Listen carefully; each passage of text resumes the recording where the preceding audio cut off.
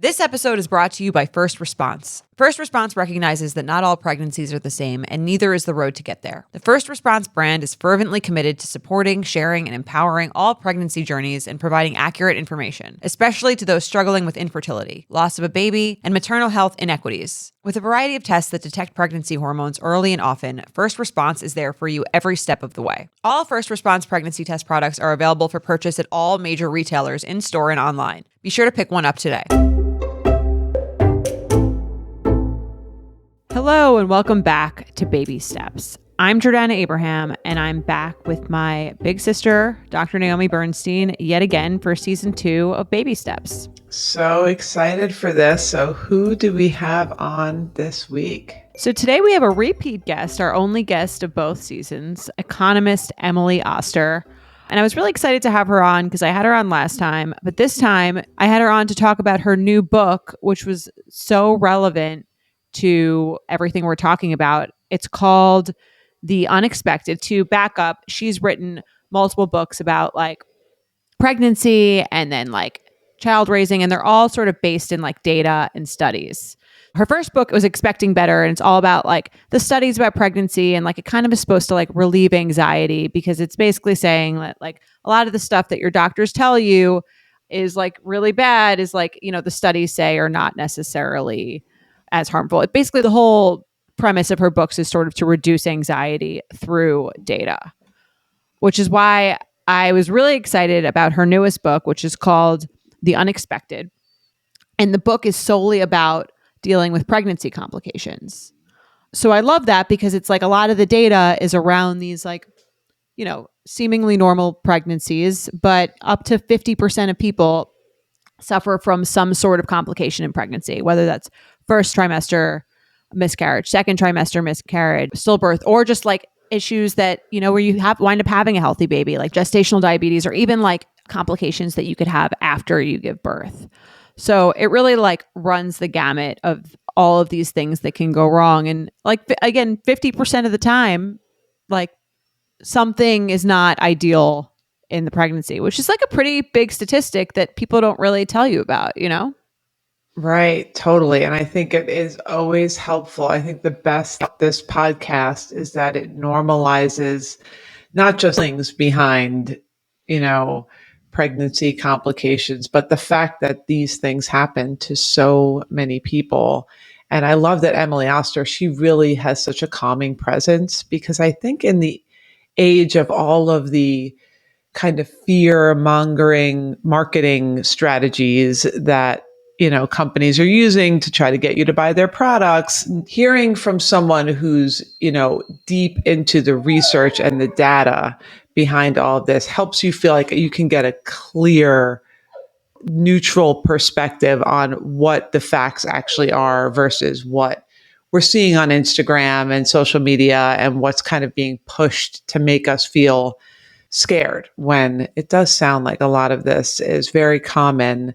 And she just has such a calming presence. And this new book sounds like it's really specifically for the listeners of this podcast, like pregnancy issues versus general child rearing stuff. Exactly. And a lot of the guide for this book is like the first half of the book is really just like telling you sort of like how to make a game plan for trying to get pregnant after having one of these complications, whether it's a miscarriage or like, you know, again, like one of these pregnancy issues that comes up from time to time. So it basically gives you like a roadmap to how to approach your next pregnancy and the important questions to ask. And some of them are like, why did this happen?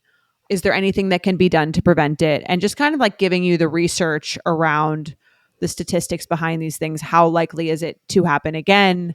And what you can do to mitigate it. So it's very like, I think if you have a super anxious brain, it really helps sort of like, it helps give you direction for coming up with a plan after you've had a tough time. Totally. It seems like the perfect book where information can actually make you feel better instead of what I think a lot of times is like information overload can just make you end up feeling worse and get you down a rabbit hole. So it sounds like this is the type of, you know, this episode and this book are perfect for using information to help you create a plan and execute your plan and be educated versus just consuming huge amounts of information that end up just making you kind of spiral into an anxiety wormhole. So I'm really excited to hear what she has to say.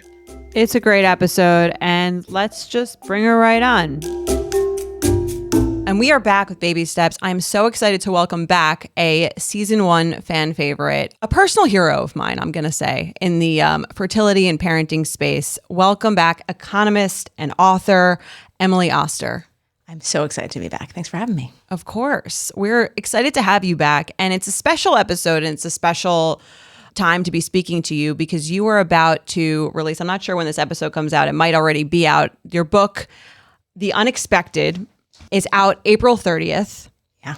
This is a different kind of book than the books that you've written, right? It is a different kind of book. So my other books they're about pregnancy and parenting, and they're kind of really about my own experiences. If you sort of said, like, why did you write this? A lot of it is sort of tracking through my experience of pregnancy and parenting. And this is a book that's really motivated by the questions that people have asked me in the decade since Expecting Better came out around things that didn't go the way that they hoped in their pregnancy. And they came asking for answers. And this book is trying to answer those questions. Right. And this book is specifically about that, which is pretty amazing because, I mean, I'm a huge fan. I think I've talked about this on the last episode. In my first pregnancy, before I miscarried, I read like almost your entire book, except for the birth part. I was like, I'll read that when I get a little closer. And then it didn't wind up getting there, but I still felt like so incredible about the information you were providing. It made me feel a little more at ease about everything happening, even in a situation where it didn't work out as it wound up not. And then I started following you on Instagram, and you also do these amazing Q&As. And I do see a lot of them are about these pregnancy complications. Yeah. And I remember thinking even like a year ago, like I wish there was, I wish she could just do those so I could have a specific place to answer all my miscarriage, infertility questions. And then you came out with this book, or you're coming out with this book, and you must have read mine and I'm sure thousands of other women's minds. Yeah, I hope that it is helpful. I mean, I think it was in some ways a complicated book to write because we wanted to figure out how we could best serve this set of questions. And so when people come, the sort of first thing they always ask me is like, well, is it going to happen again? What can I do to prevent this? And the book talks about a range of complications from miscarriage to hyperemesis, gestational diabetes, postpartum depression, sort of the whole range. And I can answer the questions like, what does the data say about recurrence? What does the data say about treatment? But what was harder for me to see was how do I help people navigate that? Like one of my goals in all of these books is to help people with the decision making, with feeling confident, feeling this feeling of like I am able to be empowered to be a participant in my own journey, my own pregnancy journey, my own parenting journey. And the thing that's hard in these places is that it really is very medical, and it really requires a lot of like personalized interaction with the medical system. And those interactions are really hard to feel empowered in because we don't always have the information that we need. And so the sort of crux of this book is it's co-authored with Dr. Nathan Fox. We talk about data, but he also talks a lot in his parts of the book about how to navigate conversations and about how to script conversations and how to figure out with your doctor what are the right choices for you given whatever is your circumstance. So I kind of think that's another way in which this book is quite different from the other books, and I hope will be helpful. Right. And you wanted to include a doctor for this one. What was the thought process behind that? Yeah. So a lot of people have asked, did you include a doctor because the medical stuff in this book is more complicated? And the answer is no. All of my books have medical editors. And so Nate is the medical editor in this book, but his role goes much beyond that because I really feel like what is hard for many women, what I hear from many women is hard for them in these situations is they don't actually understand what happened or how to talk to their doctor about it. And they go in and they have a lot of questions and the time is very limited and they're not even sure the way into the conversation. And so what I wanted Nate to bring, and what I think he does bring to this, is from the doctor's side, how should you have this conversation? What does a really good version of this conversation look like where you can understand your particular situation, your particular risks, and what might be the right next steps for you? Right. And that was like a very key, I think, part of the book in reading it in the beginning. Is it really like, obviously the second part of the book is about all of the research on these complications, what the studies say. But the beginning part of the book is also, I think, equally important because it really just tells you like how you should be thinking about these things and how you should go about, diagnosing your own personal issue. Because I'm sure you find with a healthy pregnancy, the studies are pretty like straightforward. You know what I mean? Like coffee, no coffee, alcohol, whatever it is. With a more complicated pregnancy or with an inability to maintain a pregnancy or keep it to term, it feels like sometimes the issues are like so specific to the person, or you get your own special cocktail of like things that are going wrong. So even if you have multiple of these things, I think that the script that you have for getting your information, bringing it to your doctor and finding out the path to go is almost like the most helpful part. Yeah. I mean, I think when we look at data, we're often getting the answer to the averages. And in some of these like less fraught things, like can I have a cup of coffee or, can I have a glass of wine? Even like the averages are pretty informative. Like the data can sort of tell us something that is somewhat prescriptive. Here, telling someone, well, the recurrence risk of preeclampsia is, 30% or whatever. That's actually not applicable to almost any individual because it depends the exact timing that you had preeclampsia, how severe it was, when it occurred in the pregnancy, what the symptoms were. So the data, it's something to glom onto. Like it's something that I think people want to see, and there's information about treatment that we can give. But ultimately, because it's so varied across people, what you need is a way into the conversation. Right. And people, I think the ultimate question that people have when going through these things, I mean, especially if the pregnancies didn't work out, which is I think a lot of what this podcast is about, is like, am I fucked or is it going to happen for me eventually? Yeah. Yeah. Like, obviously no one can really tell you that 100% for sure, but and it's hard when there's to untangle the data with that. Cause it's hard to get, well, this is your percent chance that it's going to be fine. Right. Yeah. And I think it's, this is the sort of core question, like what in all of these complications, not just in pregnancy loss, is like, is this going to happen to me again? Right. And like, is it, or am I going to be okay the next time? And could I do anything about it? I think in some ways miscarriage, particularly first trimester miscarriage is like among the hardest ones to answer that question because so much is just chance. And to the extent that it's not chance, it's not something we understand that well. And so often we're just telling people, well, like just, try again. Like we don't know why it happened this time. Or, if you have another one or two more, then we'll do some additional follow-up. And I think that kind of like uncertainty is so hard to sit with. It's so hard to sit with.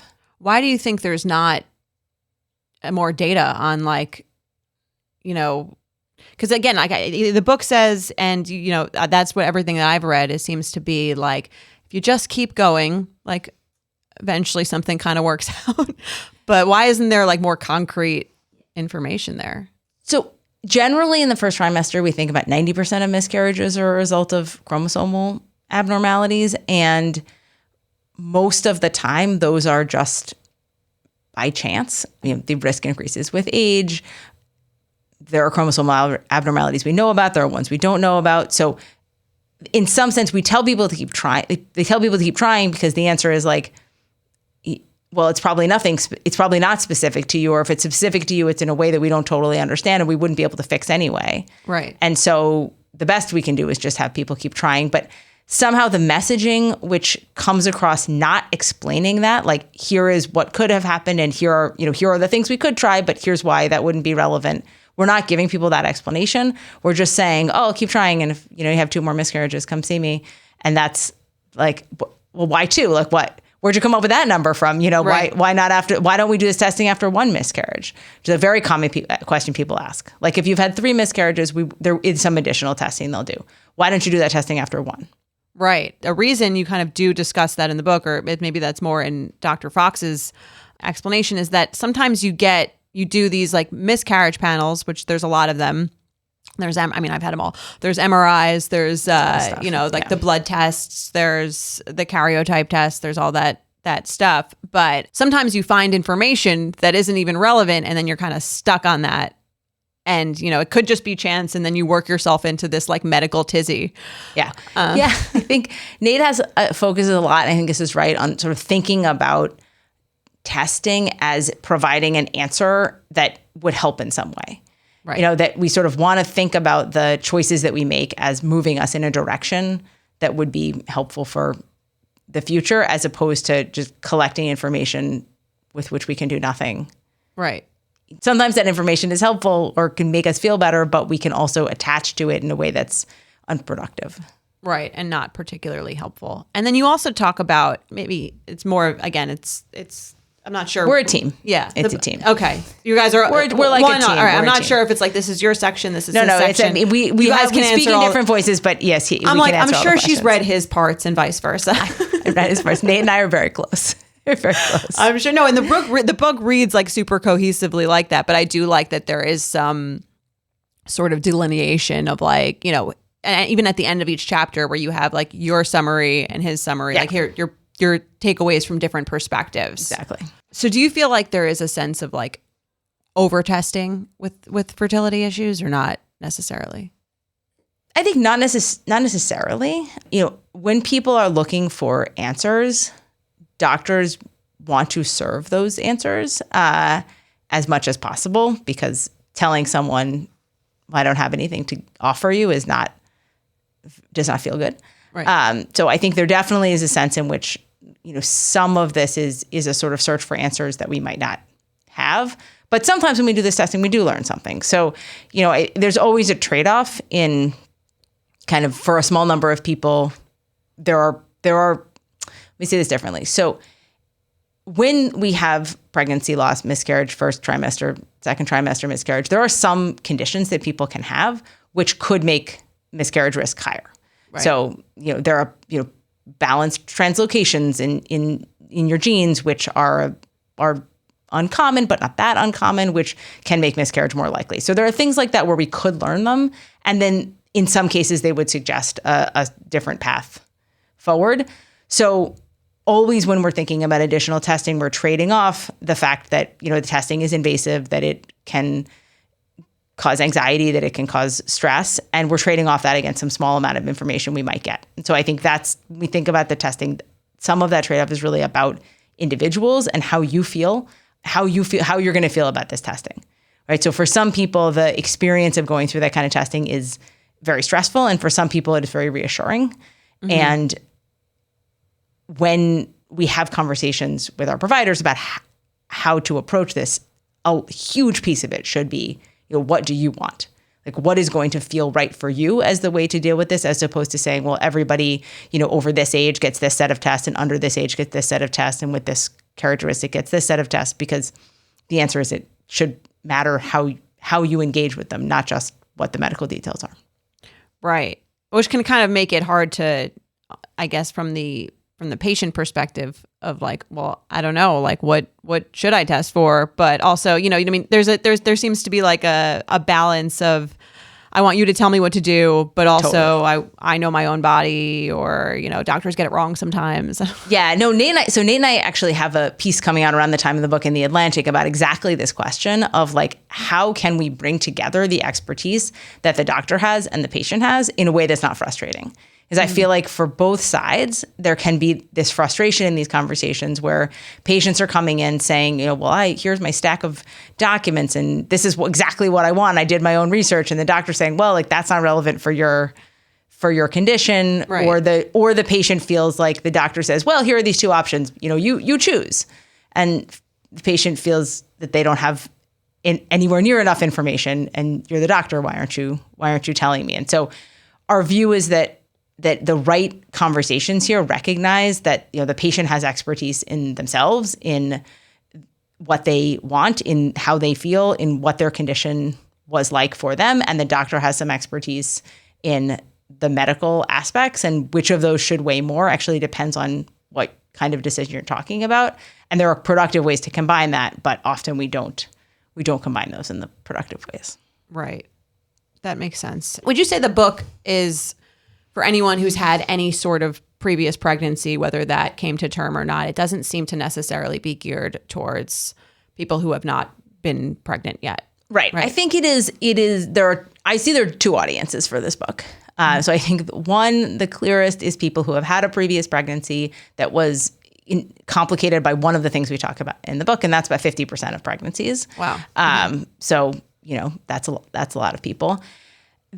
The other audience, I think, is people who would like to understand the experience of their friends, cousins, sisters, family members, people in the world who have had these experiences, which I think we don't talk about enough, and we don't. And as a result, people end up feeling more alone than they should. But the core audience is people who have had one of these complications. Right. It would be better if everyone had like a general knowledge of these things, because then, if someone's like, well, what's your issue with this pregnancy, or like, why is it such a big deal? Yeah. Like, you wouldn't have to explain what these things even mean. And people feel like, hyperemesis, which is like severe nausea and vomiting, is the one that in some ways comes up almost the most in people being dismissed, because a lot of people are nauseous in pregnancy. Right. And the distinction between I didn't feel great and I had to eat some saltines and like I threw up a few times and like I was, in the hospital for a week getting IV fluids because like I couldn't keep anything. Like those are really different experiences. And so a lot of people who had very severe forms of this say like, somebody told me like, my friend sent me a text saying like, did you try the ginger gummies from Whole Foods? And when I got that text, I was in the hospital getting IV fluids. And I was like, yeah, I thought of the ginger gummies, like, thanks so much. And she's like, I just wish people had understood, like, this was a really, really debilitating experience and not a thing that could be addressed with different gummies. Yeah, I think, I feel like I'd only really heard about how intense this was beyond the norm with the Amy Schumer. Yeah. I think she had like a documentary or something on that. And at first I was watching that and I'm like, all right, this whole documentary about Amy Schumer's like just having a little morning sickness. Right. And then you get deeper into like, it. Oh no, it's like actually, yeah. Right. And I think there are many things like this where we don't, a lot of trauma in birth. I think, again, people don't talk, it's embarrassing. Mm-hmm. People don't want to talk about prolapse where like your vagina is hanging out of your body. That's not, people don't want to hear about that, but they should. Yeah. I think they should, because it's kind of like, again, I think there's like this ignorance, and I can say it for myself even before, having a lot of friends who went through traumatic births or hearing about any of this thing of, and you talk about this in the book of like, you had a healthy, the baby was healthy. Yeah, what are you thinking about? Why are you still harping on about this? What's the big deal if like, you weren't sure if the baby was going to make it? They did. Like, or so I think that there's a lot of that. And again, I can speak for myself having done that. So it's not even anyone's fault. It's just that I don't think that anyone has a sense of like what any of this even really means. And this book is a great to outline. And again, I was like, I gave it to my husband after, and I was like, you should just read this whole thing so that if any of this stuff happens, I don't have to explain it to you. That's good. Yeah. And I think that it's amazing what you're doing in this space. And you talk about this briefly too, but can you talk about like the studies on Black female mortality and, because that's a subject I think that there's a lot of opinions on, and you're able to untangle the data and like really say what's going on here. Yeah. So the maternal mortality rate in the U.S. in general is very bad.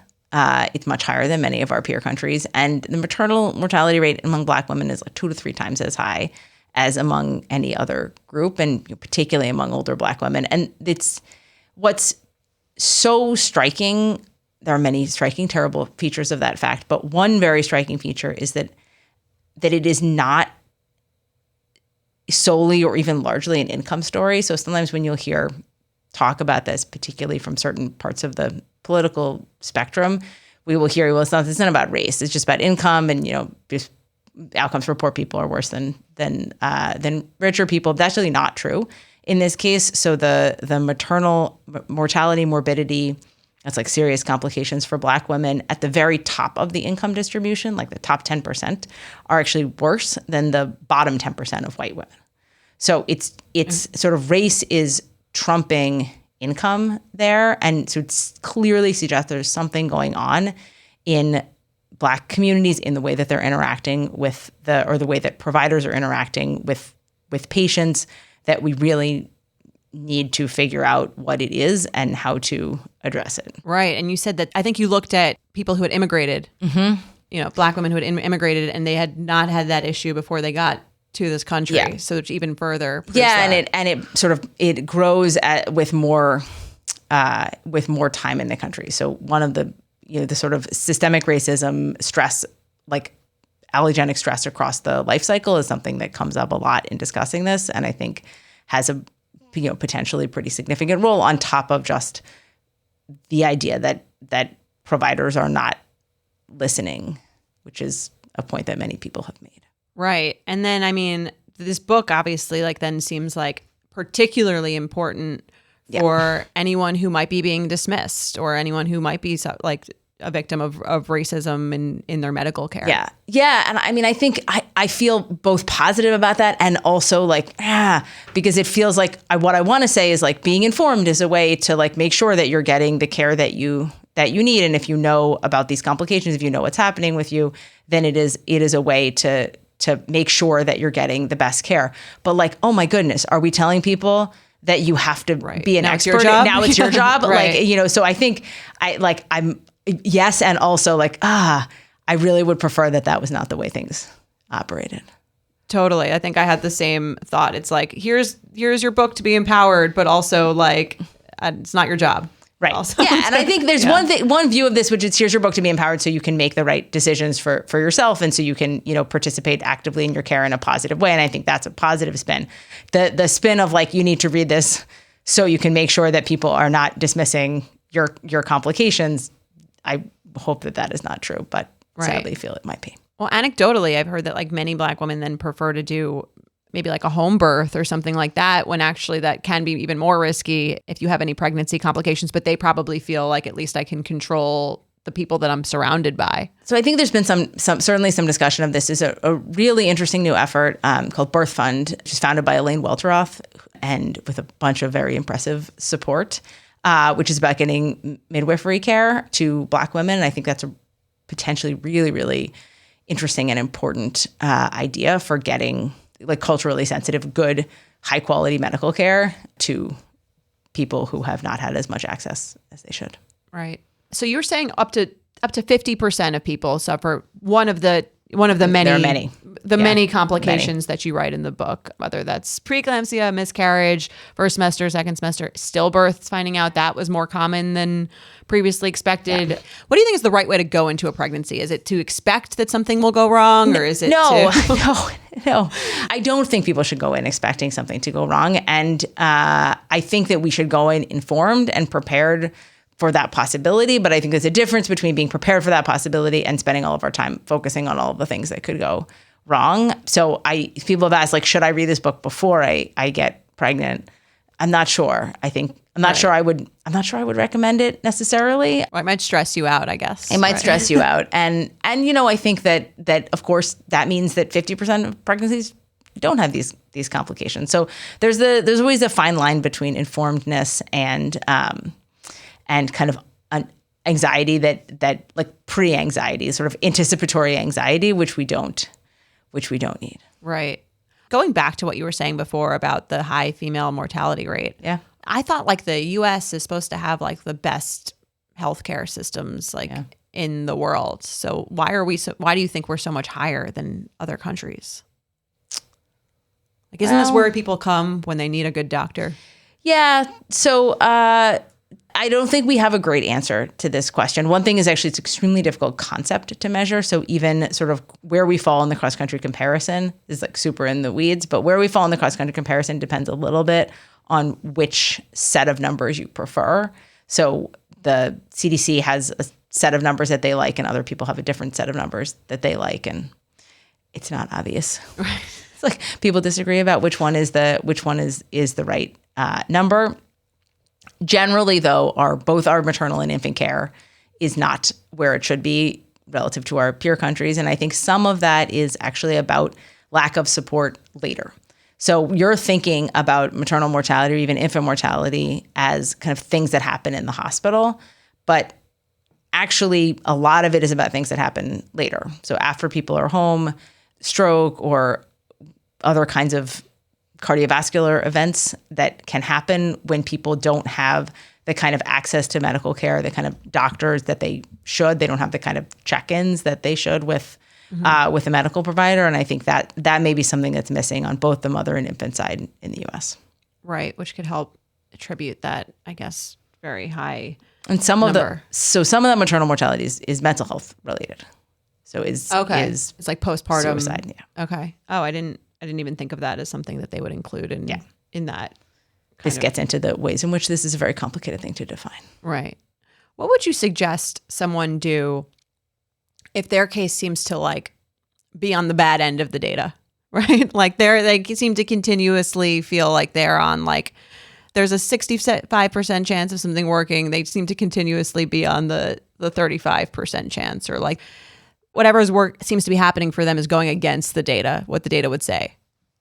I guess I have two pieces there. So one is that is a situation in which you really want to have a provider that is not just good, but is good for you. So really thinking about, do you have someone who you can work together with? Because in many of those situations, there's going to be a lot of repeated attempts to get pregnant or to stay pregnant or to address symptoms or whatever it is. Having someone that you can work with on that you trust and where there's a real partnership is going to be even more important than it is for some other people. I also think, and Nate uses this phrase some in the book, that there's this idea of like radical acceptance that, when things happen that are just the chance you're the 35%, not the 65%, there's this tendency to be like, well, why, what is it about me? Like why did this happen to me? The answer is like, a lot of times we just don't know. And all we can do is say, it just was bad luck. We have to kind of move forward accepting that. And that's really, really, it's really hard. Right. Yeah. I mean, you get that. And it seems like sometimes you'll get that a lot where it's like, oh, this is bad luck. Well, it's like, well, okay, how many bad luck situations are we going to have? Right. But again, like I think something that was encouraging, even in, we're looking at your statistics on miscarriage rates or recurrence rates with one miscarriage, with two miscarriages, with three miscarriages. Something that I found encouraging in your table, which I bookmarked here, my very cute bookmark, was that if you have over 3 miscarriages at 6 weeks, that's the highest percent chance of likelihood it's going to happen again. And it's still only 33.7% chance. Yeah. I mean, I think some of those miscarriage numbers, like when you put them together, they have a sort of, there's a reassurance because miscarriage is really common. So I think we have some numbers in there as well from some places where women have had many, many kids. So they're doing these studies, people who have 7 or 8 kids. And basically almost nobody gets to having 6 or 7 or 8 kids without having at least one miscarriage. And so there's like a sense in which the sort of frequency with which this happens then has a kind of positive side, which is, sometimes it doesn't happen. So do you think that skews the data then a little bit? Like if someone has 8 kids and they have one miscarriage just because of chance, forgive me if I don't know anything about data and I'm saying this wrong, versus like someone who just can't seem to take a pregnancy to full term and they keep having miscarriages, is like is the number almost like too optimistically high for them because of the other people? We're getting those numbers in different ways. Okay. Because we're getting those numbers in different ways. So you can ask the question, if someone has had 2 miscarriages, what is the chance they will have another, like sort of separate from asking the question, if you took people with many, many kids, got it, how often have they had a miscarriage? Okay. So the data still applies. The data still applies. Which again, to me seemed like it's more than 50. More than 50% chance that it doesn't happen. Yeah. So that was a nice I mean, it's funny, you read, I think when you're going through this, you look for things that keep you going, that make you feel like there is hope. And I think that's what this book really does also, is it kind of like, it takes things which feel really heavy, that feel really like, I don't know how I'm going to like get to the other end of this. And it gives you a game plan, and it kind of takes the edge off a little bit, because most people, I would imagine, even though they're going through most of any of these problems, do come out on the other end. Yeah. Yeah. And I think it's really about feeling empowered to engage with this in a way that helps you move forward. So like one example is we sort of talk at the beginning about the kind of key questions you want to ask. And one of those questions is, why did this happen to me? And I think we can ask that question. We always ask that question. Like, why did this happen to me? Like, why was I this. And Nate has a reframe on that question, which is you do want to ask, why did this happen to me? But not like, is it my fault, or why did it, why am I being punished in this way? But just, what are the factors about my case that might make this more likely to happen to me? So to take that question, which sounds like it's going to lead us down a sort of rabbit hole of fault or shame or Right. guilt, and to frame it as like, this is a productive question. What can I identify? Are there things I can identify that we could change, or things I can identify to help me understand this better, that would ask just like, why specifically did my risk factors contribute to this, or did they not, and it just happened by chance? And so I think that's in some ways a little bit of an encapsulation of some of the empowerment we're trying to generate in the book, which is not to ask this in a despairing way, but to ask it in a moving forward way. Right. In a more almost empowering way. Yeah. I think it's a good way to manage anxiety, to be totally honest. I mean, that's why I wrote the first book. That's what all my books are just about, About managing anxiety. That's Which, I mean, again, if you're at this very for anxious person. Yeah, I mean, as well, and especially I think when you don't. I think what causes the most anxiety is this feeling of a lack of control. Yeah. And so what this book does is it does give you sort of a blueprint for like maintaining some more sense of control, even though obviously ultimately you don't have a lot of control. Right. Yeah. Which I get from all your books, but also from even your Instagram stories of your Q&A is like, even when there's no sense of control when the baby's born, Right. or so it's probably a good People practice. are trying to collect data about like how often their kid sleeps, and they put them to sleep and they close the door this amount. It's Should like, they be you don't talking at control. this point? Right. Right. Exactly. Yeah. It's like, if I put the plant in this corner, he slept better. Right. Should I hang an egg? No, don't hang an egg. So let's say you've been having a few first trimester miscarriages and you make it to the second trimester. Is there a heightened chance of a second trimester miscarriage if you've had first, or are they completely different? There's almost data sets? nothing in obstetrics that's completely different. And so the answer to that question was going to depend on your particular Right. situation. But, so if you knew that the first trimester miscarriages were all a result of chromosomal abnormalities, and then you made it to the second trimester and you had tested for those, then, you've kind of ruled out the thing that happened before. There are a small number of conditions which contribute to miscarriage in both trimesters, which if you had had multiple miscarriages in the first trimester, you probably already would have tested for. So like with anyone else, your miscarriage rate's way, way down in the second trimester, even if you've miscarried before, but it's likely slightly elevated relative to someone who hadn't had that before, just because we know many risk factors link across. Right. Contribute to others. Yeah. Okay. So can you talk about the distinction? Because I didn't know this either, and I think this is probably important for anyone who knows anyone who's gone through any of this, is the difference between like a miscarriage and a preterm birth, or like it seems to be like a line in which they define certain. Yeah. So generally when we talk about first trimester miscarriage, that's the simplest thing. That's a miscarriage in the first 12 weeks. And then typically we would discuss a second trimester miscarriage as a miscarriage between 12 weeks and 20 weeks of pregnancy. And then after 20 weeks, the fetus that is not alive when it's born would be a stillbirth. Okay. And then we get around 22 or 23 weeks, you get into a range where a baby could survive outside of the womb. And then we would talk about preterm birth. So sort of this is well defined, other than the period from maybe 20 weeks to like 23 weeks, where sometimes that would be a stillbirth, sometimes it would be counted as a preterm birth, depending on kind of exactly what happened. You're in the sort of threshold of viability around 22 or 23 weeks. Right. And so a baby born at 24 weeks that's not alive would be a stillbirth. Yes. In the book, it says that's a lot more common than people think. Sounds scary, but it's still very uncommon. It's still very uncommon. Yeah. It's just, I think when we say that, we don't say that like because that you should be afraid of it, but because I think there are many things which are less common that we talk a lot about, like Down syndrome. So the risk of, we do a lot of chromosomal testing. People are generally aware of the possibility of having a baby affected by Down syndrome or one of the trisomies. Stillbirth is actually more common than those. Than that. Yeah. Right. And it is. They happen. Right. I mean, yeah, it said I think it was like 1 in 160, which is, not high, but not as low as one would imagine. Yeah. You know, and I guess you don't really you see like Chrissy Teigen, or you see it when it happens to like a celebrity, or maybe someone that you know, or someone that you know who knows someone. So I think getting the actual statistics does kind of, again, like normalize it for everyone who's living in the world and knows someone. It doesn't feel like as big of a mystery or as big of a one-off. Yeah. I mean, this is perhaps the place where I think people are the most in need of someone else who has gone through it and the most alone. You know, there are some decisions that have to be made if you've had a stillbirth about delivery.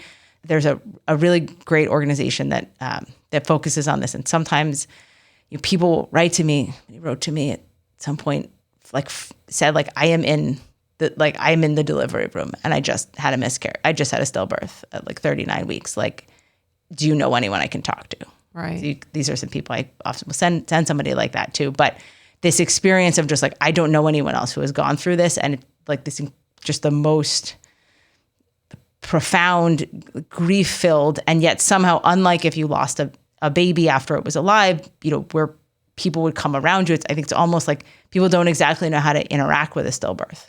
Right. Is it a miscarriage? Is it child, where? Yeah, right, is it child? Where exactly is that? And I think it's just devastating. No, totally. And I mean, that's obviously almost when you think about the worst thing that could happen of all these issues, it does feel like it's pretty high up there, not to minimize anything else. But it does, I mean, that's really, I think the fact that 50% of people go through something like that just kind of goes to show, I think, how little most people know also, because you don't really hear, kind of like what you were just saying, you don't really hear about it. No one really knows anyone who's going through the same thing as them. And so it's, especially with pregnancy complications or miscarriages, it can feel like your case is so specific to you that no one else will get it. Yeah. And do you think that's the case in most cases, or are there kind of underlying themes? I think here? there's some underlying themes. And my sense is when people have these complications, then the other people who have had them will come out. I mean, miscarriage being probably the most common of these. I remember before I had any kids at all thinking well, miscarriage, that's a very uncommon thing. Right. And then of course, as soon as you have multiple friends who are having kids, then multiple people have had a miscarriage, and somehow it's because we don't hear about it, we don't talk about it. And I think that's all of these things end up seeming quite hidden and unusual. Right. But then once you have them, then they're kind of everywhere. If you don't mind me asking, did you have any of these complications? No, I did not. Okay, which is why I say that this book is really a book that was inspired by the people I talked to. Right. I mean, I was super, super lucky. I mean, I guess there's some, vaginal tearing discussion in there. They had that. Right. That's pretty standard. It's one of them. It's one of them. But yeah, I was very lucky, and this is for other people. Was there a part of you that was I don't want to touch this because I'm scared of the people's, I don't know, intense reaction? Because it's a very, if everything goes fine, it doesn't feel quite as intense. I think there's a lot of intensity around this fertility complication thing. Were you a little scared of people? No. I mean, I hope that this book will help people. And I think it was that was the goal here, is to say, I would like to have answers when people ask me questions. I would like good answers. I would like something I could point them to. I would like them to be able to have the kind of empowerment in these moments that I feel like I had in my less complicated pregnancies. And so right. So I did not have hesitation there. Yeah. Well, it's interesting because the percent chance of getting any one of these issues is low in itself. Yeah. But the chance of getting any of them is higher. Is high. Exactly. But, you write about this too. You hope is the first book you hope no one reads. Yes. No, it's usually when I'm like, everybody go buy my book. I'm like, please don't buy. I hope you don't need it. If you do, I'm glad it's there. But Right. but I would prefer. I mean, even if you have a friend, I think, who is going through this, it helps. I think anyone who is going through any sort of fertility issue or fertility complication or unknown, it can feel like you also don't want to tell people because you don't want to like have to explain it. Yeah. And you're like, well, it's like the numbers and the lining was like, and you're kind of like, they're not going to have any idea what I'm talking about. So what's the point? Yeah, and I think the other reason I would like people to be exposed to this is because I think there are a lot of places here where we end up by saying, well, I wish there was more research on this. And the only way to get research is to get money for research, and the only way to get money for research is for people to be aware of a problem existing and be talking about it, because that's how you drive money. And so, I guess I would say is the only people I really hope read this are members of Congress. So maybe I could get them all, like, send them a copy. Yeah. What's one thing you wish there was more data on that there's just isn't that much on? Sorry, that's such a hard question because the answer is everything, all of the things. I wish that we had more information on how people are experiencing their pregnancy and experiencing, especially in these kind of situations, like what we can do to make the lived experience of this better. We spend so much time when we talk about outcomes focusing on, well, did you have the condition again? What was your blood pressure? Like, did we push the preterm birth back to 35 weeks rather than 34 weeks? And we almost never spend any time collecting data that would measure, was I happy with the experience I had? Did I feel confident? Did I feel empowered? Did I feel comfortable? Was my mental health taken care of?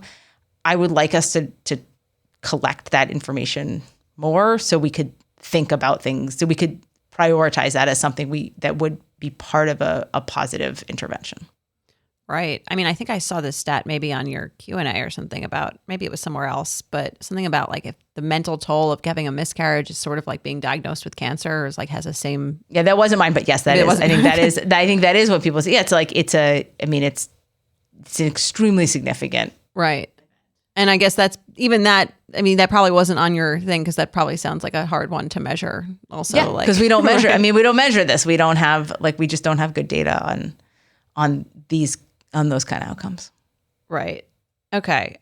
For the next few weeks, we'll be bringing you a segment called Positive Reinforcement, presented by First Response.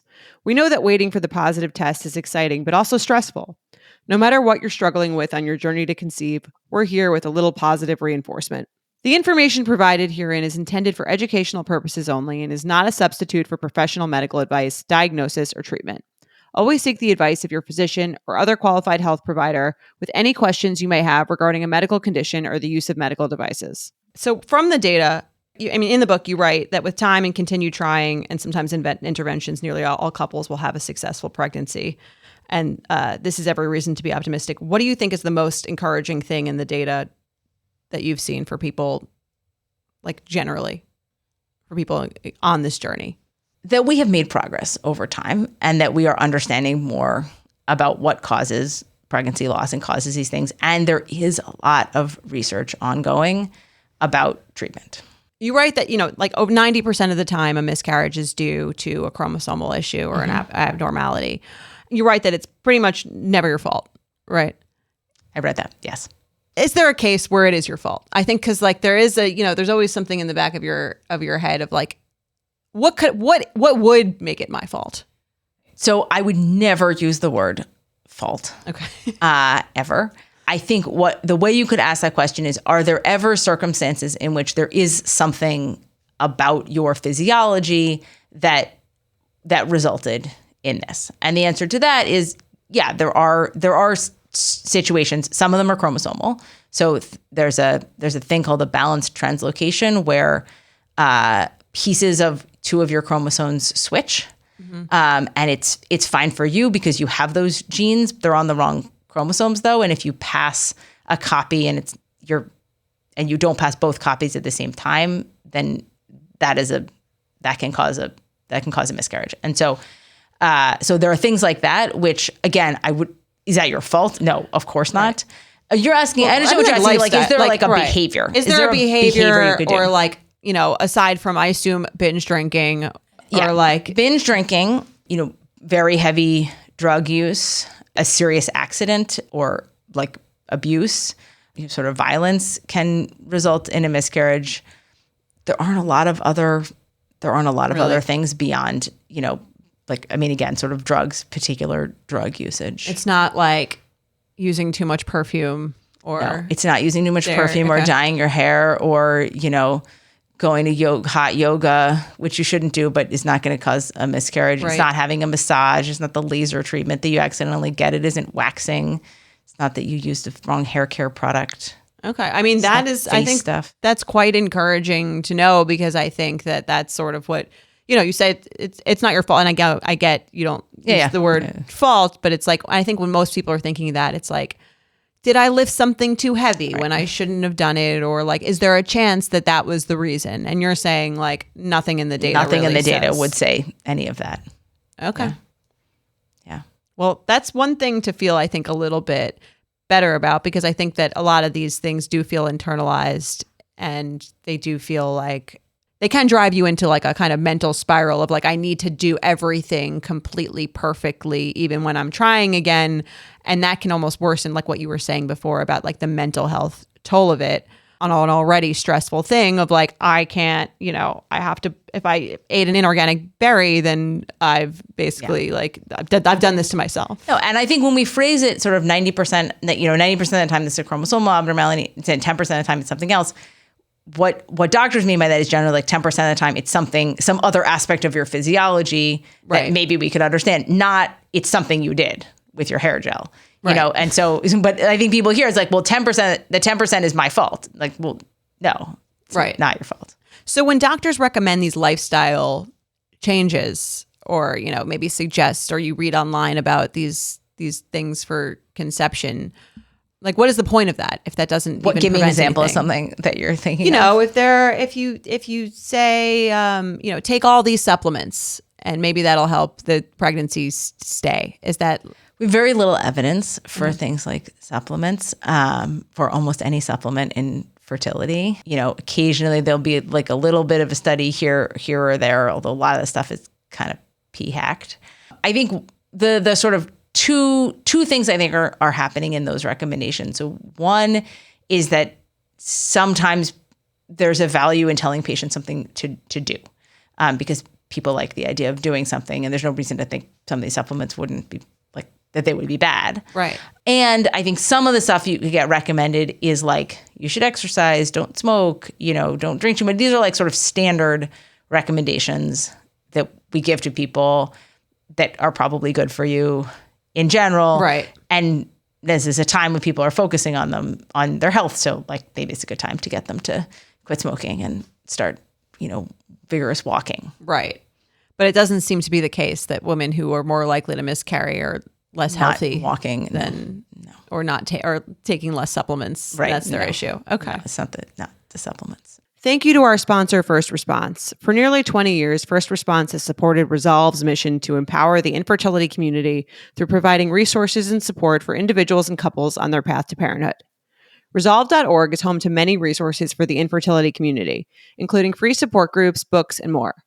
Resolve is dedicated to ensuring that all people challenged in their family building journey are empowered by knowledge, supported by community, united by advocacy, and inspired to act. All First Response pregnancy test products are available for purchase at all major retailers in-store and online. Be sure to pick one up today.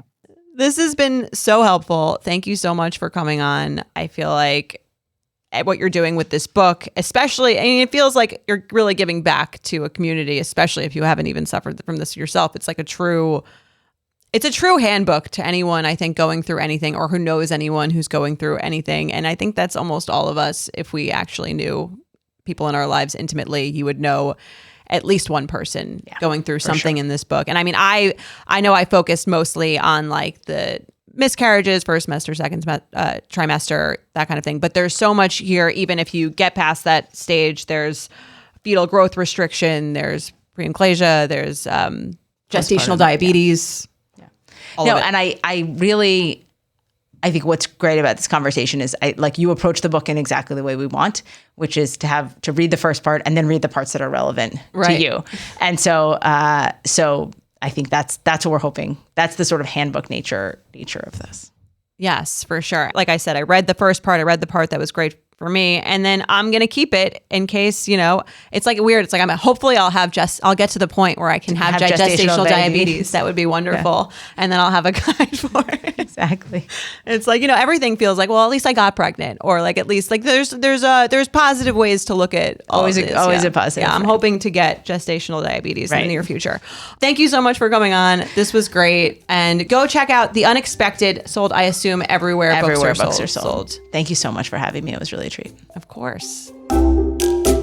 Baby Steps is produced by me, Jordana Abraham, and Shannon Sassone. Editing by Jorge Morales-Pico. Guest booking by Ali Friedlander. And be sure to follow at Everything's Fine on Instagram.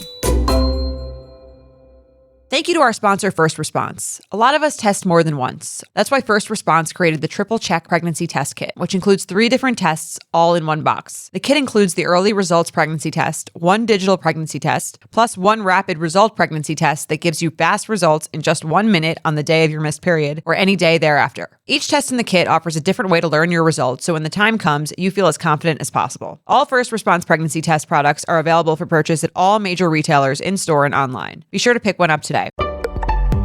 Betches.